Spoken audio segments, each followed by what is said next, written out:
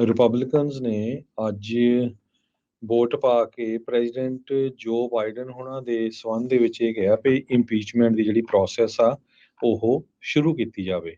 ਸੋ vote party line ਦੇ ਨਾਲ ਹੀ ਹੋਈ ਸੀ। 221 ਹੱਕ ਦੇ ਵਿੱਚ ਸੀ, 212 ਅਗੇਂਸਟ ਸੀ। ਜਿੰਨੇ ਉੱਥੇ ਮੈਂਬਰ ਹੈਗੇ ਆ ਡੈਮੋਕ੍ਰੇਟਸ ਤੇ ਰਿਪਬਲਿਕਨ ਆਪਣੇ ਆਪਣੀ ਪਾਰਟੀ ਦੇ ਨਾਲ ਹੀ ਉਹ ਜੁੜੇ। ਸੋ ਇਹ ਸਾਰਾ ਕੁਝ ਜੋ ਉਹਨਾਂ ਦੀ ਇੰਪੀਚਮੈਂਟ ਹੋ ਰਹੀ ਆ, ਇੰਪੀਚਮੈਂਟ ਪ੍ਰੋਸੈਸ ਕਰਨ ਜਾ ਰਹੇ ਆ, ਉਹ ਪ੍ਰੈਜ਼ੀਡੈਂਟ ਬਾਈਡਨ ਹੋਣਾ ਦੇ ਸਨ ਹੰਟਰ ਬਾਈਡਨ ਨੂੰ ਲੈ ਕੇ ਹੈਗਾ ਆ। ਸੋ ਪਿਛਲੇ ਸਾਲਾਂ 'ਚ ਆਪਾਂ ਦੇਖਿਆ ਵੀ ਪ੍ਰੈਜ਼ੀਡੈਂਟ ਟਰੰਪ ਹੋਣਾ ਦੇ ਸਮੇਂ ਕਿੰਨੀਆਂ ਇੰਪੀਚਮੈਂਟ ਹੋਈਆਂ। ਸੋ ਇਹ ਜਿਹੜਾ ਆ ਹੁਣ ਇੱਕ ਇਲੈਕਸ਼ਨ ਦਾ ਸਾਲ ਆਉਣ ਵਾਲਾ ਆ ਮੋਰਲਾ, ਤੇ ਦੂਸਰੀ ਜਿਹੜੀ ਆ ਇਹ ਇੰਪੀਚਮੈਂਟ ਪ੍ਰੋਸੈਸ ਰਿਪਬਲਿਕਨਸ ਨੇ ਸ਼ੁਰੂ ਕੀਤੀ ਹੈਗੀ ਆ। ਜੀ, ਇਸ ਦੇ ਵਿੱਚ ਜਿਹੜੇ ਰਿਪਬਲਿਕਨ ਪਾਰਟੀ ਵੱਲੋਂ ਉਹਨਾਂ ਨੇ ਕਿਹਾ ਵੀ ਇਹ ਮੈਸੇਜ ਲਾਊਡ ਐਂਡ ਕਲੀਅਰ ਆ ਵਾਈਟ ਹਾਊਸ ਨੂੰ ਵੀ ਕੋਈ ਵੀ ਲਾਅ ਤੋਂ ਉੱਤੇ ਨਹੀਂ। ਦੂਜੇ ਪਾਸੇ ਜਿਹੜੇ ਡੈਮੋਕ੍ਰੇਟ ਪਾਰਟੀ ਵਾਲੇ ਉਹ ਇਹ ਕਹਿ ਰਹੇ ਆ ਪੋਲੀਟੀਕਲ ਹਿੱਟ ਜੌਬ ਆ। ਸੋ ਦੋਨੋਂ ਹੀ ਧਿਰਾਂ ਦੇ ਜਿਹੜੇ ਸਟਾਂਸ ਆ ਉਹ ਉਸੇ ਤਰੀਕੇ ਦੇ ਨਾਲ ਆ। ਜਿਸ ਦੇ ਉੱਤੇ ਹੋ ਰਿਹਾ ਆ ਉਹਨਾਂ ਦੇ ਉਹ ਪੋਲੀਟੀਕਲ ਹਿੱਟ ਜੌਬ ਆ। ਦੂਜੇ ਕਹਿੰਦੇ ਆ ਵੀ ਕਾਨੂੰਨ ਨੂੰ ਅਸੀਂ ਜਿਹੜਾ ਉਹ ਫੋਲੋ ਕਰ ਰਹੇ ਆ। ਅੱਜ ਸਵੇਰੇ ਵੀ ਆਪਾਂ ਜਿੱਦਾਂ ਦੱਸ ਰਹੇ ਸੀ, ਹੰਟਰ ਬਾਈਡਨ ਨੇ ਪ੍ਰਾਈਵੇਟ ਸੈਸ਼ਨ ਦੇ ਵਿੱਚ ਜਾਣ ਤੋਂ ਨਾ ਕੀਤਾ। ਬਾਹਰ ਨਿਊਜ਼ ਕਾਨਫਰੰਸ ਦੇ ਵਿੱਚ ਇਹ ਕਿਹਾ ਵੀ ਜੇ ਤੁਸੀਂ ਗੱਲਬਾਤ ਕਰਨੀ ਆ ਤਾਂ ਪਬਲਿਕ ਸੈਸ਼ਨ ਦੇ ਵਿੱਚ ਤੁਸੀਂ ਮੈਨੂੰ ਸਵਾਲ ਕਰ ਸਕਦੇ ਆ। ਹੁਣ ਦੇਖੋ ਅੱਗੇ ਇਸ ਨੂੰ ਹੋਰ ਕਿਹੜੇ ਪਾਸੇ ਵੱਲ ਨੂੰ ਗੱਲ ਨੂੰ ਇਹ ਜਿਹੜੀ ਆ ਤੁਰਦੀ ਆ।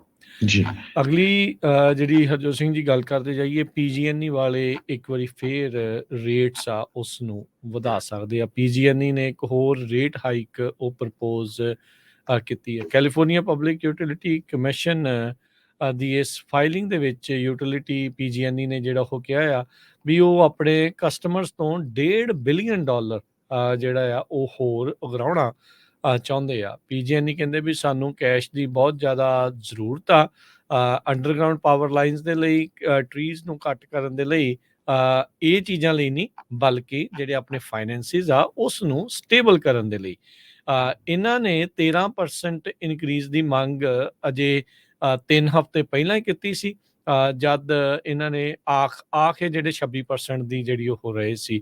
ਸੋ ਹੁਣ ਕਹਿੰਦੇ ਵੀ ਆਲਰੇਡੀ ਅਪਰੂਵਡ ਹੋਇਆ ਆ ਇਹ 13% ਇਨਕਰੀਜ਼, ਤੇ ਇਹ ਨਿਊ ਈਅਰ ਦਿਨ ਤੋਂ ਅਗਲੇ ਸਾਲ ਤੋਂ ਇਸ ਨੂੰ ਜਿਹੜਾ ਉਹ ਵਧਾ ਦਿੱਤਾ ਜਾਵੇਗਾ। ਪਰ ਇਸ ਤੋਂ ਉੱਤੇ ਵੀ ਇਹ ਹੋਰ $1.5 ਬਿਲੀਅਨ ਆ ਉਹ ਕਸਟਮਰਸ ਤੋਂ ਉਗਰਾਉਣਾ ਚਾਹੁੰਦੇ ਆ। ਸੋ ਹੋ ਸਕਦਾ ਹੈ ਵੀ ਕਈ ਥਾਵਾਂ ਦੇ ਉੱਤੇ PG&E ਵਾਲੇ ਹੋਰ ਰੇਟ ਹਾਈਕਸ ਦੀ ਮੰਗ ਜਿਹੜੀ ਆ ਉਹ ਕਰਨ।